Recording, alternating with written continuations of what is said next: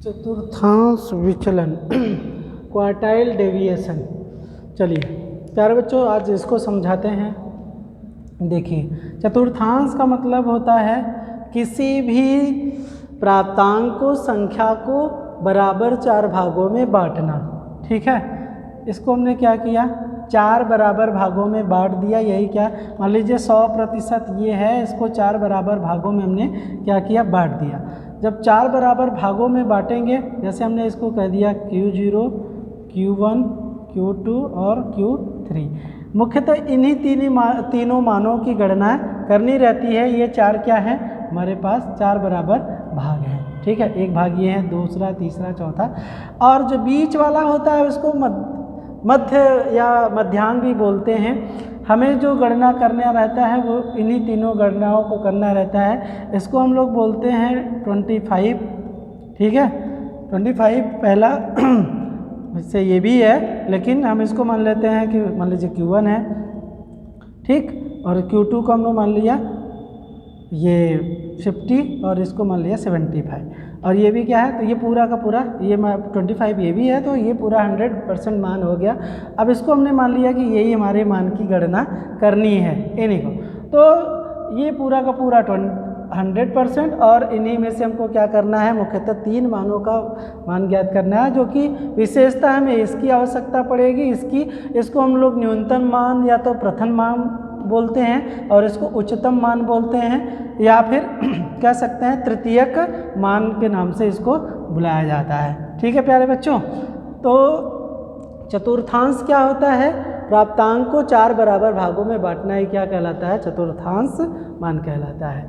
अब इस चतुर्थांश मान की गणना करने के लिए भी मुख्यतः 2 विधियां होती हैं। एक होता है अव्यवस्थित गणना विधि और दूसरा होता है व्यवस्थित गणना विधि। अव्यवस्थित का मतलब ये होता है कि वहाँ पे अनग्रुप डाटा रहते हैं, बिखरे हुए फैलाव वाले डाटा रहते हैं, उनको क्या करना रहता है, पहले व्यवस्थित करना पड़ता है। उसको आप या तो फिर अवरोही क्रम में या तो फिर आरोही क्रम में सबसे पहले क्या करिए, व्यवस्थित कर दीजिए। व्यवस्थित करने के पश्चात आप गणना कर दीजिए, सवाल आसानी से सॉल्व हो जाएंगे। ठीक है, तो अब देखिए, इसको हम लोग चतुर्थांश विचलन को QD के रूप में भी निरूपित करते हैं या फिर प्रदर्शित करते हैं। QD का मतलब ये है क्वार्टाइल डेविएशन। इसको हम लोग Q से भी प्रदर्शित करते हैं। ठीक है, किससे, Q से भी प्रदर्शित किया जाता है। अब Q बराबर जो अव्यवस्थित आंकड़ों के लिए जो फार्मूला होता है, या फिर हम कह सकते हैं कि अगर Q1 की गणना कर रहे हैं, किसकी गणना करनी है हमको, Q1 Q3 की गणना करनी है इसमें। तो जब Q1 की गणना करेंगे तो इसके लिए जो फार्मूला होता है 1 + n + 1/4 वां पद। ठीक है, वां पद ये हो जाता है। अब यहाँ पे n क्या है, n पदों की संख्या को या प्राप्तांकों की संख्या को दर्शाता है। अगर Q3 की गणना करनी है, हमें Q3 की गणना करनी है, तो इसके लिए क्या हो जाता है, 3n + 1/4 वां पद। ठीक है प्यारे बच्चों, यही 2 फार्मूलाओं का यूज करना है, जिसके आधार पे हम क्या निकालेंगे, Q निकालेंगे। और Q निकालने के लिए क्या फार्मूला होता है, ये हमने निकाल लिया भाई, Q3 निकाल लिया, Q1 निकाल लिया, तो Q निकालने के लिए क्या करना पड़ेगा, Q3 - Q1/2। ठीक है, अब इससे क्या निकल जाएगा, चतुर्थांश विचलन निकल जाएगा। कभी कभी सवाल में क्या पूछ देता है, चतुर्थांश विचलन गुणांक ज्ञात करिए ना। एक मिनट, चतुर्थांश विचलन गुणांक।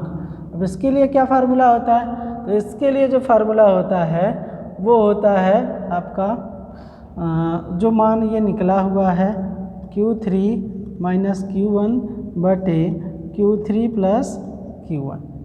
ये क्या हो जाता है, चतुर्थांश विचलन गुणांक करने का फार्मूला हो जाता है। तो प्यारे बच्चों, गणना करने के लिए आप लोगों को इन्हीं सूत्रों की सहायता लेनी पड़ेगी, ये 2। ठीक, अब इसी की सहायता से क्या करेंगे, हम लोग Q निकाल लेंगे।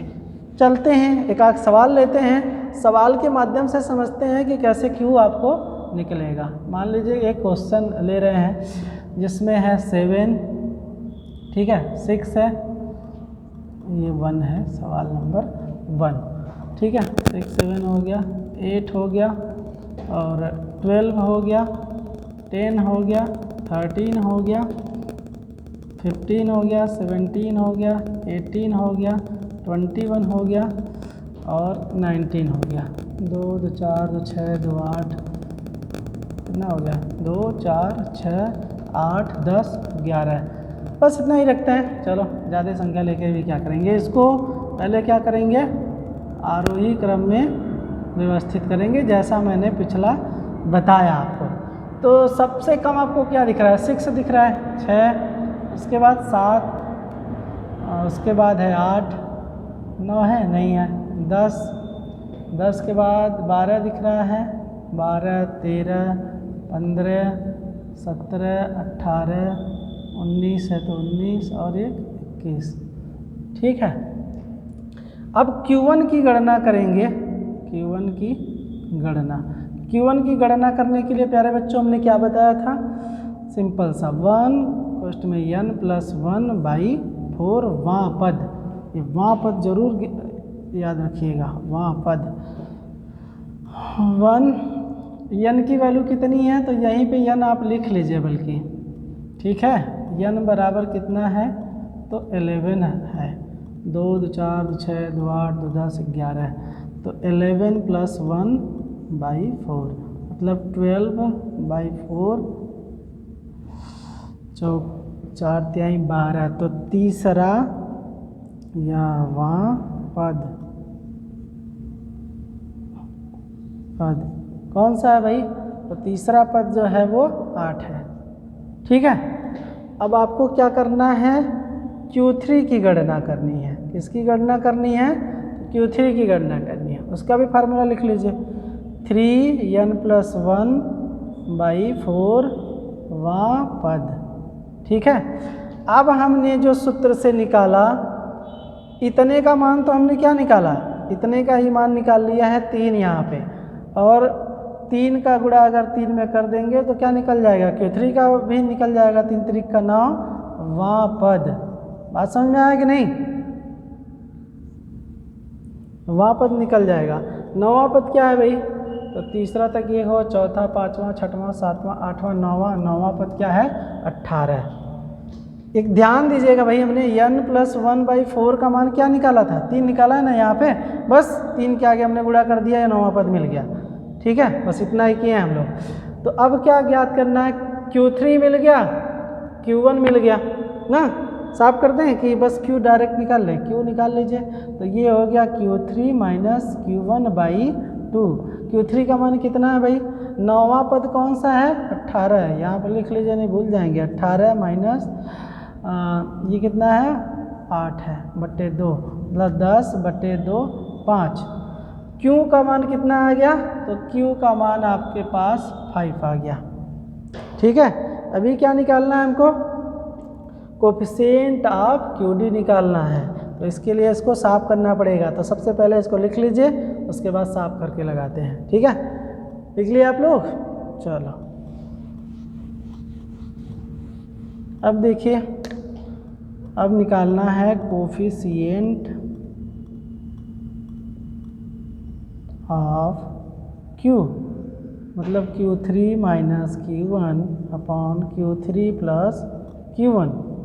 Q3 की वैल्यू कितनी है, तो 18 - Q1 का 8 है, 18 + 8, और कितना हो गया 10, 8 × 16, 1 1 2 26, ठीक है।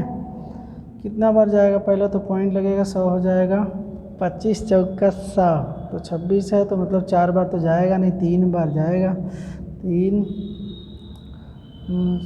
ठीक है, 6 बार जाएगा, फिर उसके बाद फिर 4 बार जाएगा। तो ये कोफिशिएंट ऑफ Q का मान 0.364, यही। तो प्यारे बच्चों कुछ नहीं करना है, बस आपको जो फार्मूला है उस फार्मूले के अनुसार चलना है, और आप लोग आराम से कोफिशिएंट ऑफ QD निकाल सकते हैं, ठीक है। या फिर चतुर्थांश विचलन जब आपसे पूछे तो इस तरीके से आप लोग अव्यवस्थित आंकड़ों का गणना आसानी से कर सकते हैं। ठीक है, अगर आप लोगों को कहीं भी दिक्कत आ रही है समझने में या फिर गणना करने में, तो आप लोग कमेंट बॉक्स में आकर के क्वेश्चन पूछ सकते हैं, या जो आपके मन में डाउट होगा, प्रश्न होगा, उसको आप लोग पूछ सकते हैं। समस्याओं का समाधान करने के लिए हम हैं आपके सामने। ठीक है, चलो आज के लिए इतना रखते हैं।